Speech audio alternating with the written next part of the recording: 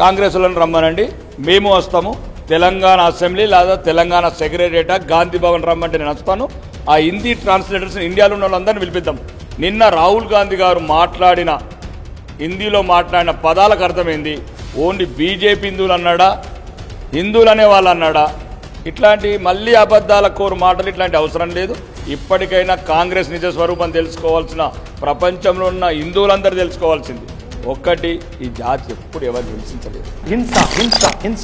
హింసించబడుతున్నది రాహుల్ ఖాన్ గారు. ఈ జాతి ఎప్పుడు హింసించబడుతున్నది.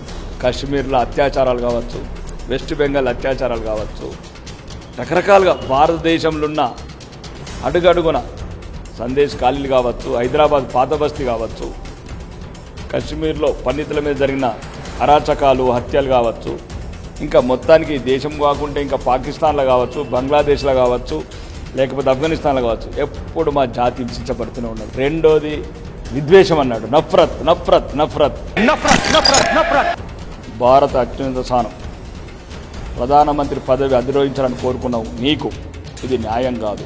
ఒక 100 కోట్ల హిందువుల మెజారిటీ ప్రజల మీద ఇట్లాంటి మాటలు మాట్లాడడం మీకు మంచిది కాదు. ఇప్పటికైనా బహిరంగంగా మేము ఒప్పుకుంటాం. రైట్, బీజేపీ వాళ్ళని ఒప్పుకుంటాం, అభివృద్ధి గురించి మాట్లాడి ఒప్పుకుంటాం. మీరు బహిరంగంగా ముస్లిం మా వాళ్ళని చెప్పుకున్న నాయకులు మీరు ఈరోజు అడుగడుగున ప్రతి చోట దేశవ్యాప్తంగా మసీదులల్లా జమాతే ఇస్లాం లాంటి నాయకులు సభలు పెట్టి క్లియర్గా చెప్పారు, ఇది మన పార్టీ, మన ముస్లింల పార్టీ కాంగ్రెసు. హిందువులకు ఎట్టి పరిస్థితుల్లో ఓట్లు వేయకూడదు, హిందూ జాతికి ఓట్లు వేయకూడదు, హిందూ జాతిని నిర్మూలిస్తామని బహిరంగంగా చెప్పిన ముస్లిం సంస్థలకు మీరు మద్దతు ఇస్తున్నారు. ఈరోజు ఖలిస్తాన్ తీవ్రవాదైన అమృత్పాల్ గారికి మీరు మద్దతు ఇచ్చి గెలిపించారు. ముక్కలు చేస్తున్న దేశాన్ని ముక్కలు చేస్తున్న ఖలిస్తాన్ తీవ్రవాదికి, అస్సాం జైల్లో ఉన్న తీవ్రవాదికి మద్దతు ఇచ్చి గెలిపించిన పార్టీ మీ కాంగ్రెస్.